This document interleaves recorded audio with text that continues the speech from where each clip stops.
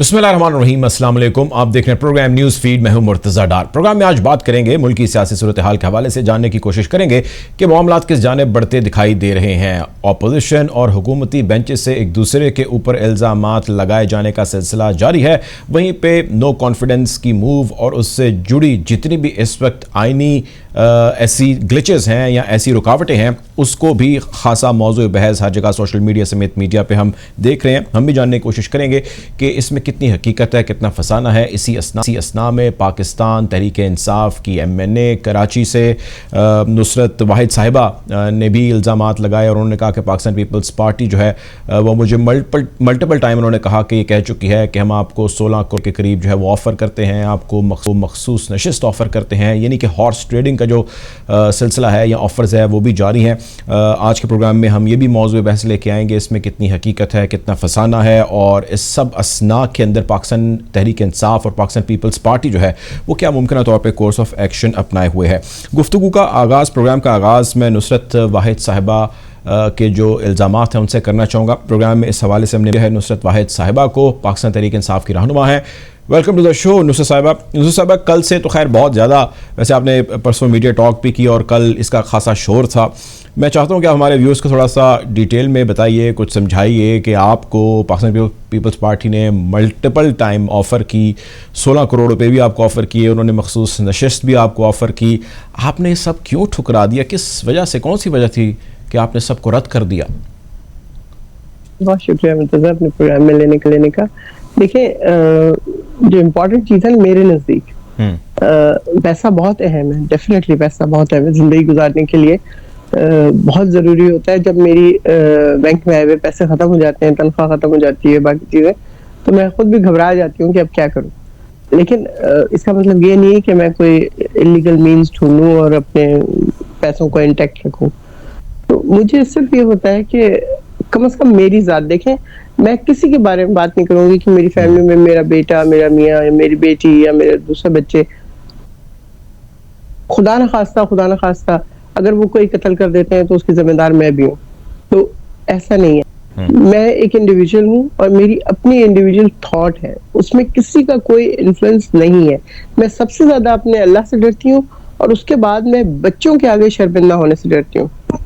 मुझे दुनिया की जरा सी भी परवाह नहीं है, मुझे पैसों का कोई लालच है नहीं, क्योंकि मैं जितना कमाती हूँ, यकीन कीजिए, थोड़ी सी बिल्कुल आमदनी अपने पास रख के बाकी सारी गरीबों में बांट देती हूँ, सारी। अच्छा। मतलब अगर किसी को चेक करना है तो मेरा बैंक अकाउंट जाके चेक कर लेंगे, मैं 3000 पड़े होंगे उसमें बैंक में मेरे।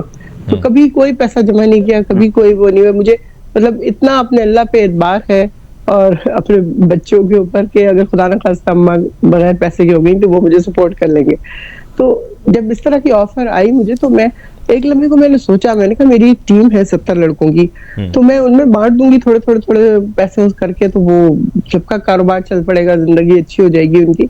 लेकिन फिर मुझे हुआ कि नहीं, इस किस्म के पैसे से अगर आप कोई नेक काम भी करेंगे तो वो अल्लाह कबूल नहीं करेगा।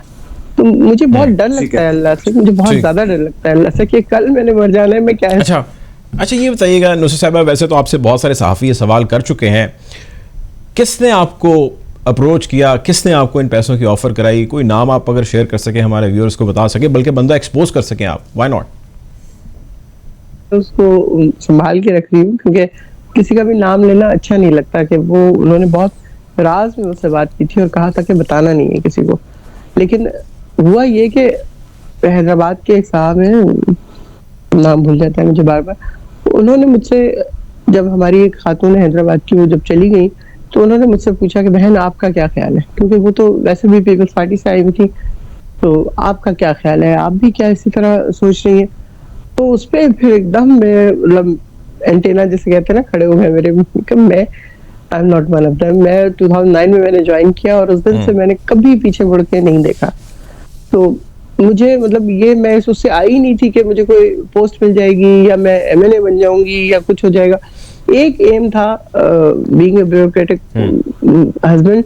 तो मुझे कभी, मैं बाहर नहीं निकली थी, कभी गलियों में नहीं फिरी थी। मैं मतलब अल्लाह ने मुझे बहुत तेलियों में पाला है, जैसे कहना चाहिए कि मैं कभी कोई मैंने आपने अपनी जो मीडिया टॉक की, जो आपका एक इंटरव्यू, एक क्लिप भी चल रहा है, बल्कि सोशल मीडिया पे खासा वायरल है, आपने कहा कि मल्टीपल टाइम जो है वो आपको ऑफर की गई।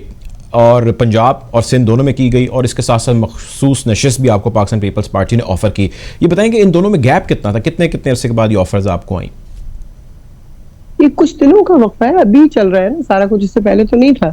یہ تو میرے خیال میں 8, 9, 10 مارچ کے بیچ میں شروع ہوا ہے کہ جو خبر آنی شروع ہوئی ہے کہ ہاں وہ چلا گیا ہے, وہ چلا گیا ہے, وہ چلا گیا. تو اس وقت پھر کسی نے مجھ سے کھڑے ہو کے بات کی, کوئی ایسا نہیں کہ میرے پاس ریکارڈ ہے یا کوئی اس طرح کی چیز ہے. تو آپ نے پارٹی کی لیڈرشپ کو اس حوالے سے بتایا, عمران خان صاحب کو اس حوالے سے آپ نے آگاہ کیا, اپنے تمام جو ٹاپ نوچ پہ بیٹھے ہیں آپ کے لیڈرز, ان کو بتایا کیسا ہو رہا ہے آپ کے ساتھ, یا سیدھی آپ نے میڈیا ٹاک کی؟ میں کراچی میں تھی اور میرا نہیں خیال تھا کہ ان کو بتانے کی ضرورت ہے, ان کو پتہ ہی ہے, لوگ جو جا رہے ہیں وہ سارے ایکسپوز ہو رہے ہیں آہستہ آہستہ. تو مجھے, میں آپ کو بتا رہی ہوں کہ وہ جو صاحب حیدرآباد کے ہیں انہوں نے مجھ سے بات کی اور میں نے ان کو وائس میسج تھا ان کا, پھر میں وائس میسج میں ہی ان کو جواب دیا. انہوں نے اس وائس میسج کو وائرل کر دیا, ورنہ تو کسی کو پتہ بھی نہیں چلتا اور میں کسی کو بتاتی بھی نہیں. تو اس کے بعد پھر پریس کانفرنس ہوئی ہماری کراچی کی کیبنٹ کی, انہوں نے مجھے بلا لیا کہ آپ پریس کانفرنس میں بتائیں آپ کو کیا ہوا ہے. وہ پھر وہاں بتانا مجھے پڑ گیا. تو وہ اس میں پھر ایک ٹی وی چینل کے اینکر کا فون آیا, کہنے لگے اس میں پریس کانفرنس میں آپ کی آواز ٹھیک سے نہیں آ رہی تھی کیونکہ میں دور بیٹھی ہوئی تھی مائک سے, تو آپ مجھے چھوٹی سی اپنی ویڈیو 2 منٹ کی بنا کے بھیج دیں. اب میں سفر کر رہی تھی, اسلام آباد کی طرف آ رہی تھی, گاڑی میں تھی, میں سوچ رہی تھی میں کیا کروں, کیسے کروں. پھر وہیں پہ ایئرپورٹ پہ کھڑے ہو کے ریسپشن پہ جو خاتون تھی وی آئی پی لاؤنج کے, ان سے میں نے کہا آپ اس کو پکڑ لیں میرے فون کو, میں 2 منٹ کی ویڈیو بنانی ہے. تو اس طرح وہ ویڈیو بنائی میں نے اور ان کو بھیج دی.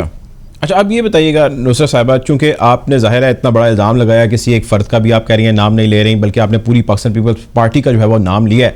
یہ بتائیے کہ اگر کل کو پاکستان پیپلز پارٹی آپ کو عدالت میں لے جاتی ہے اور کہتی ہے جی بتائیں کہ کس نے جو ہے وہ آپ کو یہ پیسے آفر کیے, کس نے آپ کو یہ نشست آفر کی, چونکہ آپ پارٹی کو ڈی فیم کر رہی ہیں, تو عدالت یقینی طور پہ آپ سے اس کے ثبوت مانگے گی. آپ کے پاس ایسے شواہد, ایسے امپیریکل ایویڈنسز موجود ہیں کہ آپ دکھا سکیں ہاں جی یہ آفر ہے جو مجھے کی گئی ہے؟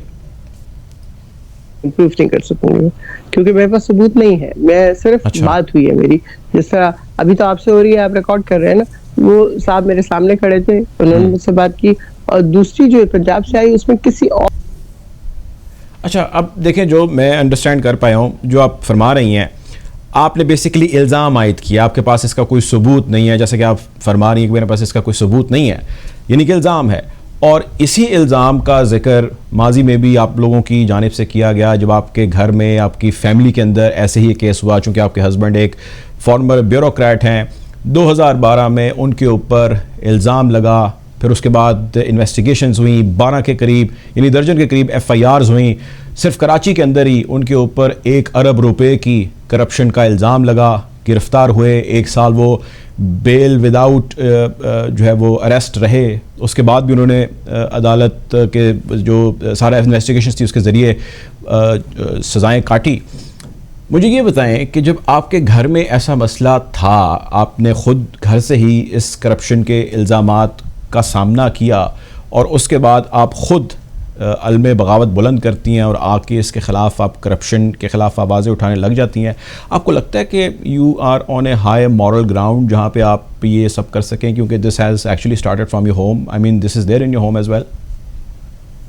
بالکل, کیونکہ میں نے ابھی سے پہلے آپ کو بات کی ہے کہ اگر میرا شوہر یا میرا بچہ کوئی قتل کر دیتا ہے تو اس کی ذمہ دار میں نہیں ہوں. دیکھیے وہاں پہ جو ہوا ہے, یہ جو ہمارے چیف جسٹس صاحب تھے, نام اچھا, لیکن دیکھیں the question still remains the same. آپ کے شوہر کے اوپر جب وہ EOBI کے اندر DG تھے, الزام تھا کہ انہوں نے کرپٹ پریکٹسز کی ہیں, انہوں نے قومی خزانے کو, ملک پاکستان کو تقریباً 1 ارب روپیہ جو ہے اس کا ٹیکہ لگایا ہے. اور یہ میں نہیں کہتا, یہ ایف آئی اے کی رپورٹس کہتی ہیں, ایف آئی اے کی انویسٹیگیشن کہتی ہے, اس کی فائنڈنگ کہتی ہے, جس کی بیس پہ میں پھر دہرا رہا ہوں کہ ان کو گرفتار کیا گیا اور ابھی وہ بیل پہ ہیں, اور ابھی بھی ان کے خلاف جو ہے وہ کیسز چل رہے ہیں, ٹرائل ہو رہا ہے. So question still remains there, you yourself is not on that high moral ground which you think you are, and you are blaming Pakistan People's Party with no proof. Do you think you have a solid argument here? جی, انہوں نے T V کے ایک programme پہ, نسیم Zahra programme کر رہی تھی, capital T V کا ہی programme تھا, اور اس سے انہوں نے سوموٹو لیا اور 127 اس آفس کے لوگوں کے اوپر انہوں نے ایف آئی آر کر دی. اب یہ لوگ آپ کو میں بتا رہی ہوں 2012 سے لے کے آج تک بھگت رہے. کتنا ہم لوگوں نے بھگتا ہے یہ ہمیں پتا ہے اور ہمارے فیملی کو پتا ہے. دس از آل ربش. میں جانتی ہوں اپنے میاں کو کسٹمز میں تھے وہ, آپ آج بھی جا کے FBR میں پوچھ لیں ان کی ریپوٹیشن جس طرح کی تھی, جس طرح کی زندگی میں نے گزاری ہے being a collector customs wife, وہ مجھے پتا ہے کہ مجھے 3500 روپے گھر کا خرچہ سے لے کے آخر کار 40,000, اس سے اوپر میری کبھی گھر کے خرچے کی آمدنی گئی ہی نہیں. میں خود جو تھی وہ کالج میں پڑھا رہی تھی کالج میں, کہ میرے ہسبینڈ کا PA آتا تھا اور وہ کہتا تھا کہ باجی یہ شیلڈرز تو چینج کر رہے ہیں, لگے تو کہ کلیکٹر کسٹمز کا گھر ہے, کہ ہم ان کے کسٹمز والوں کے گھر میں رہتے تھے. مطلب میں ان کی وہ نہیں وکالت نہیں کر رہی, لیکن وہ کہتے ہیں نا. اچھا یہ بتائیے گا نصرت صاحبہ, اب دیکھیں میرے سنے, جب یہ سارا معاملہ 2012 میں ہوا اور غالباً یہ وہی دور تھا جب نون لیگ اور پیپلز پارٹی میں خاصے مسئلے چل رہے تھے, کہیں آپ کو یہ تاثر لگا کہ نون لیگ اور پیپلز پارٹی کے آپسی مسئلے, آپسی جنگ کی وجہ سے FIA کو پریشرائز کیا جا رہا ہے اور آپ لوگ جو ہے وہ اس کی زد میں آ گئے ہیں اور اب یہ ٹائم ہے کہ اسکور سیٹل کر لیا جائے؟ مطلب پرابلم نون لیگ سے تھا, پیپلز پارٹی سے تھا, یا پرابلم تھا ہی نہیں, ہے everything was there in the right position? جی, انہوں نے ٹی وی کے ایک پروگرام پہ, نسیم زہرا پروگرام کر رہی تھی, کیپٹل ٹی وی کا ہی پروگرام تھا, اور اس سے انہوں نے سوموٹو لیا اور 127 اس آفس کے لوگوں کے اوپر انہوں نے FIR کر دی. اب یہ لوگ آپ کو میں بتا رہی ہوں 2012 سے لے کے آج تک بھگت رہے. کتنا.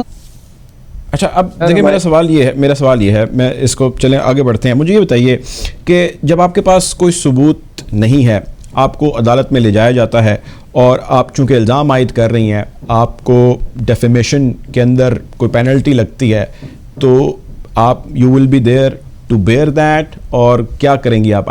چونکہ آپ کے پاس اس حوالے سے کوئی ثبوت نہیں جو آپ نے الزام پاکستان پیپلز پارٹی کے اوپر لگایا ہے.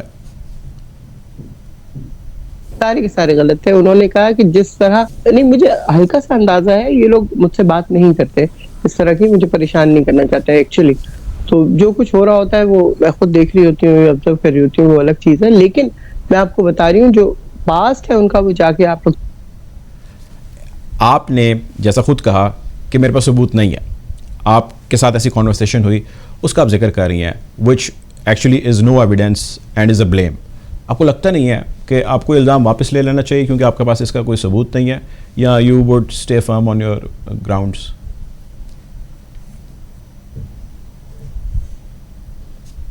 کہ جس طرح, نہیں مجھے ہلکا سا اندازہ ہے یہ لوگ مجھ سے بات نہیں کرتے اس طرح کی, مجھے پریشان نہیں کرنا چاہتے ایکچولی.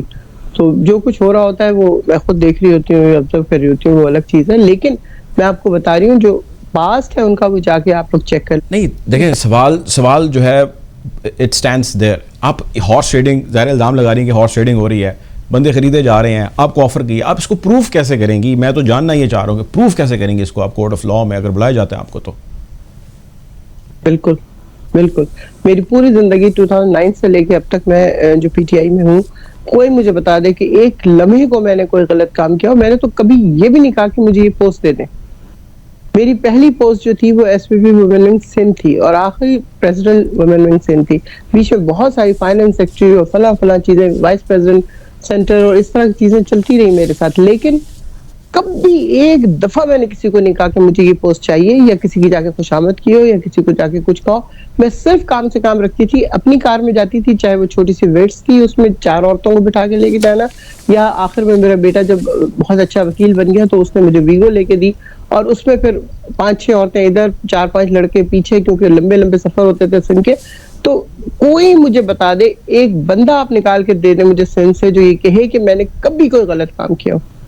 خواتین کس طرح اوپر چڑھتی ہیں, کیا کیا وہ ہو رہا ہوتا ہے, سب میں جانتی ہوں. لیکن اس کے باوجود کبھی میری طرف سے اتنا سا کسی کو یا کسی نے مجھے کوئی چیز ہے ہی نہیں سرے سے. میں بالکل, میری اپنی الگ زندگی ہے, میں جس طرح کی نظر آتی ہوں میں ایکچولی اس طرح کی ہوں نہیں. میں اگر گھر میں ہوں تو میں سارا وقت جے نماز پہ ہوتی ہوں, ٹھیک ہے, تھرو آؤٹ جے نماز پہ ہوتی ہوں سارا دن کے. ایون میں کھانا اور چائے بھی وہیں پہ بیٹھ کے پی رہی ہوتی ہوں اور کھا رہی ہوتی ہوں. تو میری زندگی بہت مختلف ہے باقی لوگوں کی زندگی سے. ٹھیک ہے جی, آپ کی زندگی جو ہے وہ آپ کہنے کے مختلف ہے باقی لوگوں سے. بہت شکریہ جی. ہمارے ساتھ نصرت واحد صاحبہ موجود. آپ کے وقت کا پروگرام میں وقت ہو چاہتا ہے ایک بریک کا, بریک کی جانب پڑیں گے.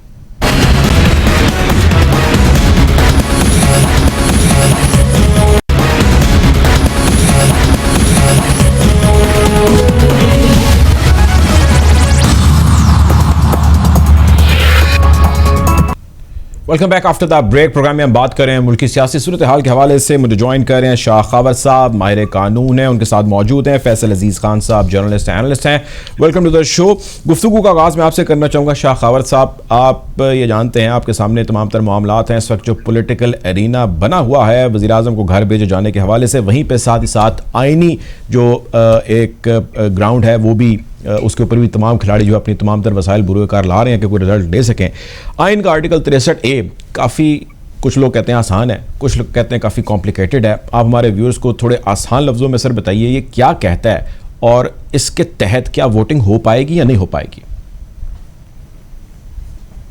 जो है आपको याद जो पास उसमें ये आर्टिकल 60 जो है वो दिया गया था। इसका बैकग्राउंड ये था कि उससे पहले जो इलेक्टेड जो मेंबर पार्लियामेंट होते थे वो किसी दबाव में आकर जो है वो अपनी पार्टी के डिसीजन के अगेंस्ट वोट कर देते थे। और उसको डिसिप्लिन को कायम रखने के लिए आर्टिकल 63A डाला गया था। जिसका बुनियादी मकसद ये है कि कोई भी मेंबर पार्लियामेंट जो कि अपनी पार्लिमानी पार्टी के फैसले के खिलाफ, वो 4 चीजें हैं जिसपे उस पर डिफेक्शन आती है। सबसे पहला है कि वो अगर एक पार्टी का जो टिकट होल्डर हो के इलेक्ट हुआ है और वो एक पार्लियामानी पार्टी पर है, वो अगर अपनी पार्टी को छोड़कर कोई दूसरी पॉलिटिकल पार्टी ज्वाइन कर लेता है तो उस पे ये आर्टिकल 63A लागू होती है।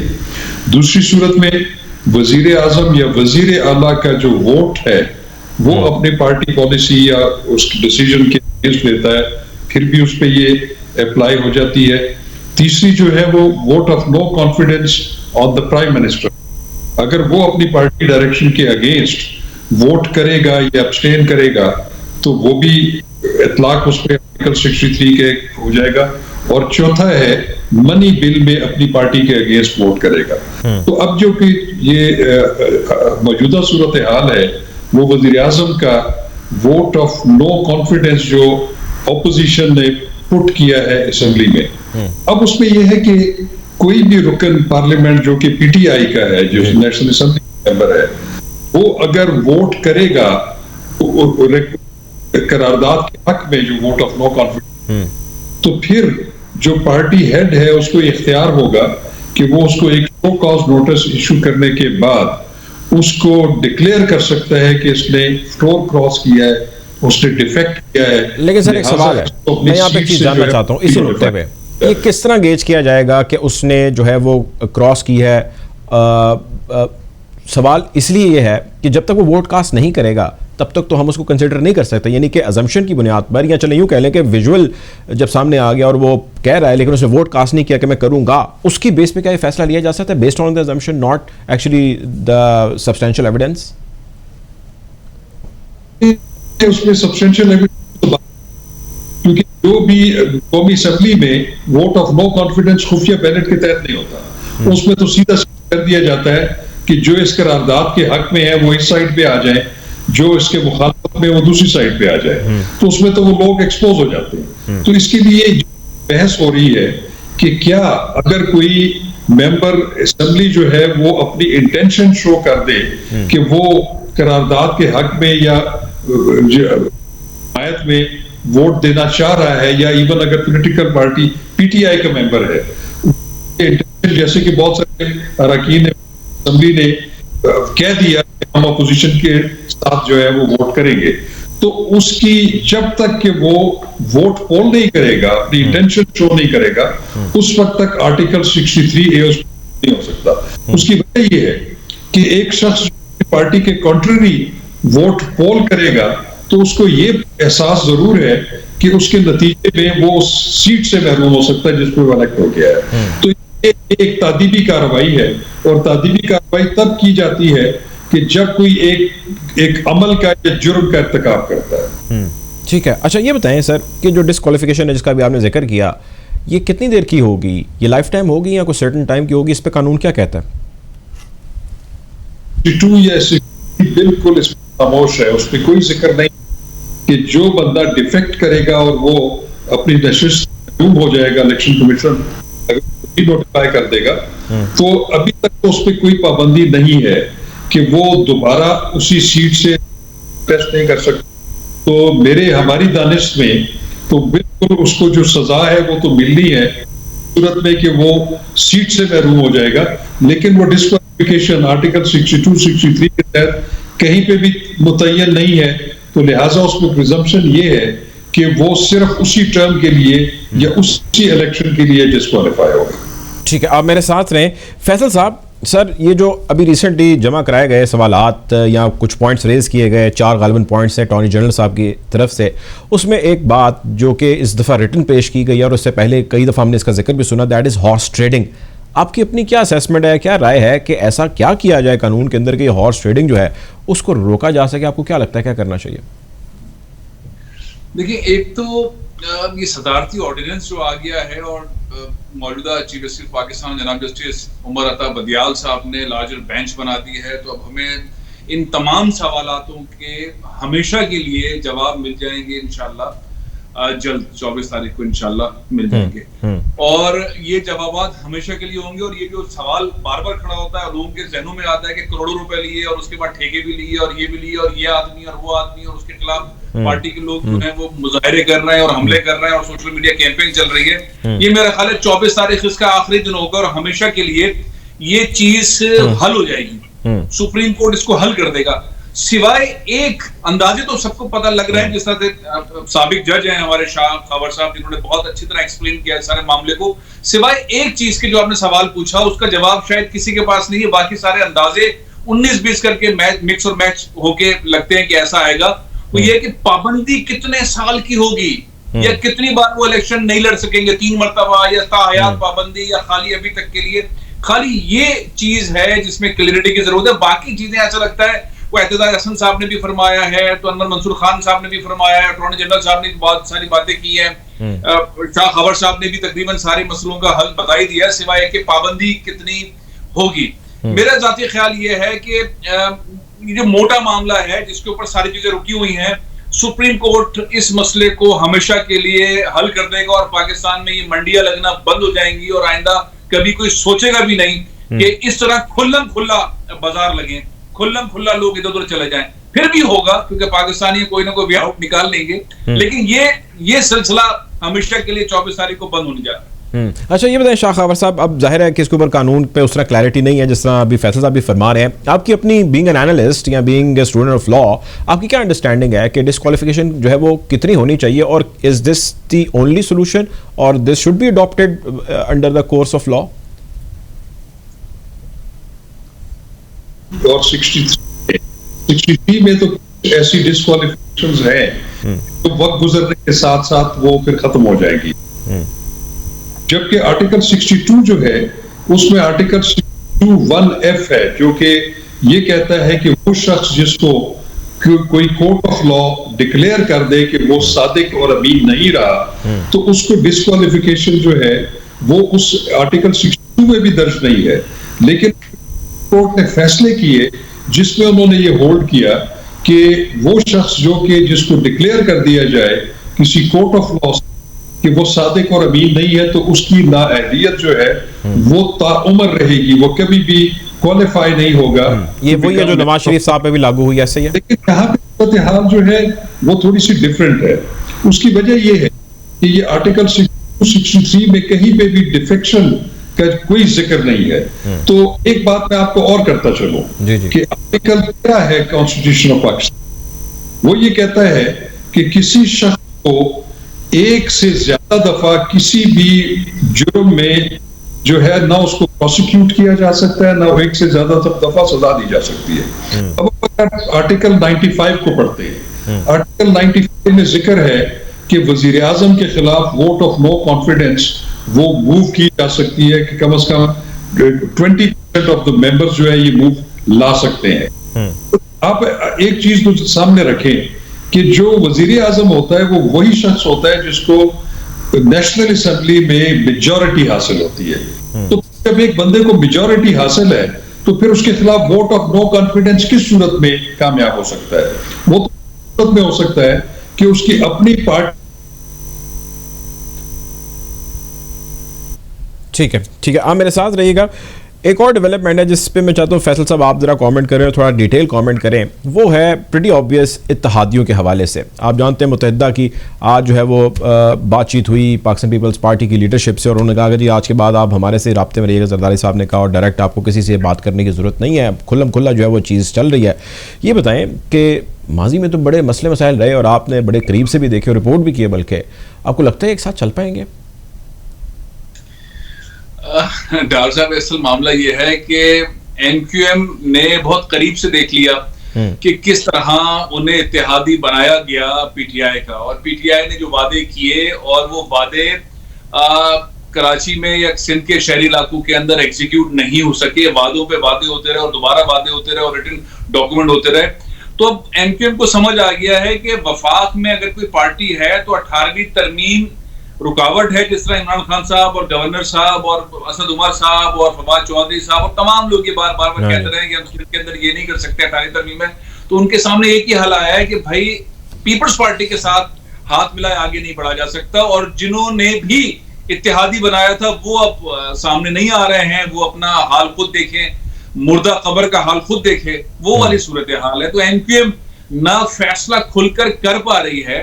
این کیو ایم بھی اور جی ڈی اے بھی اور کاف لیگ بھی اور باپ بھی، یہ سارے چاروں کے چاروں اتحادی جو ہیں وہ سوچ رہے ہیں کہ اگر عمران خان کنٹینیو کر رہے ہیں تو حکومت میں رہتے ہوئے اب بجٹ آنے والا ہے اور اگلا سال الیکشن کا ہے تو ہمیں 4 چیزیں وہاں سے مل جائیں گی. تو ان کے ساتھ ڈائلوگ میں رکھو اور اسٹینڈ بائی رکھو اور عمران کو پکڑو. اور اگر عمران فارغ ہو رہے ہیں، جا رہے ہیں، تو پھر نیا سیٹ اپ آ رہا ہے تو پھر زرداری صاحب سے زیادہ بڑے دل کا آدمی کوئی نہیں ہے، زبان کا پکا کوئی آدمی نہیں ہے. تو بجائے اس کے کہیں اور جائے، ان باقی لوگوں کو جو ہے وہ گواہ بنایا جائے، ضمانتی بنایا جائے. اور سندھ میں چونکہ 14 سال سے حکومت ہے پیپلز پارٹی کی، تو وہ مجبوری کہیے یا مصلحت کہیے، وہ اگری بھی ہیں اور ڈرے ہوئے بھی ہیں کہ اگر ایسا ہو گیا تو کیا کریں گے اور ویسا ہو گیا تو کیا کریں گے. مجھے تو لگتا ہے سر ان کا ڈر والا عنصر زیادہ ہے، اور وہ کچھ اس طرح ایویڈنٹ ہو رہا ہے کہ جس طرح آپ دیکھ رہے ہیں کہ ناراض اراکین سامنے آ کر کھل کے یہ جس طرح پوری انہوں نے کائے پلٹ دیا ہے، تو اتحادیوں کی شاید اب اس طرح ضرورت ہی نہیں پیش آئے گی. اور اگر تب تک یہ معاملہ یوں چلتا رہا تو پھر کیا کریں گے؟ اس میں ایک سپریم کورٹ نے ایک پوائنٹ کہہ دیا ہے، جو یہ ناراض ہیں یا ضمیر فروش ہیں یا لوٹے ہیں، جو بھی ان کو نام دیا جا رہا ہے ایم ایل ایز کو، اگر سپریم کورٹ کیا یہ جملہ نہ آتا اور میں اور آپ اس کی تشریح کر رہے ہوتے تو صورتحال ڈیفرنٹ تھی. سپریم کورٹ نے کہا کہ بھائی اسپیکر قومی اسمبلی کو استحقاق ہے وہ جو کچھ فیصلہ کریں، ہم اس کے معاملے میں نہیں آ سکتے. تو پی ٹی آئی کی گورنمنٹ کے پاس جو ترک کے پتے ہیں ان میں سے ایک ہیں وہ پاور استعمال کرنا جو قومی اسمبلی کے اسپیکر کے پاس ہے. وہ کوئی بھی طریقہ استعمال کر کے ارکان کو گیم سے باہر کر سکتا ہے، اور اس صورت کے اندر سینیریو یہ ہوگا کہ وہ چیز کہیں چیلنج نہیں ہو سکے گی. اور جس کی وجہ سے پی ٹی آئی بھی کہہ رہے ہیں، بار بار کہہ رہے ہیں کہ ہمارے پاس ایسے پتے ہیں جو عمران خان 27 تاریخ کو شو کریں گے، اس جلسے پہ شو کریں گے. تو کچھ چیزیں ایسی ہیں، میرا خیال میں زیادہ مضبوط چیز جو ہے وہ قومی اسمبلی میں جو اسپیکر ہیں ان کے اختیارات ہیں، جس کے اوپر پی ٹی آئی گیم کھیلنا چاہتی ہے. ٹھیک ہے سر، لاسٹ منٹ ہے میرے پاس، آپ سے جاننا چاہتا ہوں شاہ خاور صاحب، یہ فرمائیے گا کہ جس طرح ابھی نو کانفیڈنس کی موو یا موشن اگینسٹ پرائم منسٹر ہم نے دیکھی کہ موو ہو چکی ہے، ایٹ دا سیم ٹائم لا اس بارے میں کیا کہتے ہیں کہ اسپیکر کے خلاف بھی ہو سکتی ہے؟ یا میرے سے سوال کر رہے ہیں؟ جی جی جی شاہ خاور صاحب. جی دیکھیں، بالکل سائملٹینیسلی جو ہے وہ اسپیکر کے خلاف بھی جو ہے vote of no confidence move ہو سکتی ہے، لیکن اس سے بھی میں سمجھتا ہوں کہ مقصد حل نہیں ہوگا. اس کی وجہ یہ ہے کہ اگر اسپیکر کے خلاف ووٹ آف نو کانفیڈنس آ جاتا ہے اور وہ فائل ہو جاتا ہے تو پھر تو ڈپٹی اسپیکر وہ بھی پی ٹی آئی کے ہیں، تو پھر تو اس کا کوئی مقصد.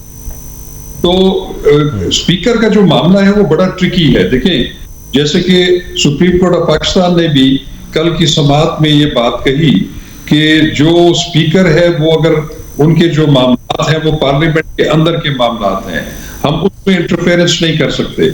اب میں آپ کو بتاؤں کہ یہ عددی تعداد پوری ہونے کے باوجود بھی ٹیکنیکلی جو پی ٹی آئی کے پاس کارڈز موجود ہیں وہ صرف اسپیکر کی جو رولنگز ہیں اور اسپیکر کا جو کانڈکٹ ہے وہ اس کے اوپر ڈیپینڈ کرتا ہے کہ وہ ان معاملات کو کس حد تک جو ہے وہ لمبا لے جا سکتے ہیں، کس حد تک جو ہے ان معاملات کو وہ آگے لے کر چل سکتے ہیں. بہت شکریہ جی، ہمارے ساتھ شاہ خاور موجود تھے، ایکسپرٹ آن لا. ہمیں جوائن کیا تھا فیصل عزیز خان صاحب نے، جرنلسٹ اینالسٹ ہیں. آپ دونوں مہمانوں کو بہت شکریہ. پروگرام کے وقت ختم ہو جاتا ہے، آپ سے انشاءاللہ ملاقات ہوگی. اپنا خیال رکھیں، اللہ حافظ.